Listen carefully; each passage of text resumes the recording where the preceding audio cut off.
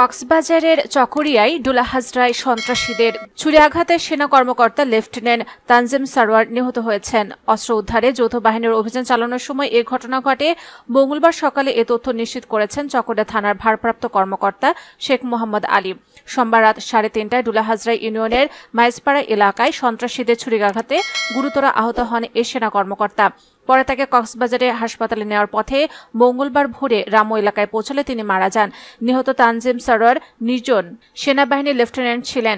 এদিকে চকরিয়া থানার ওসি মোহাম্মদ মঞ্জুর কাদের ভূঁইয়া বলেন, সোমবার রাতে সেনাবাহিনীর একটি দল ডুলাহাজরার মাইজপাড়া গ্রামে অস্ত্র উদ্ধার অভিযানে যায়। রাত 3:30টায় সশস্ত্র ডাকাত দেখে দ্রুত আটক করতে গেলে লেফটেন্যান্ট তানজিমের সঙ্গে ডাকাতের ধস্তাধস্তি হয়।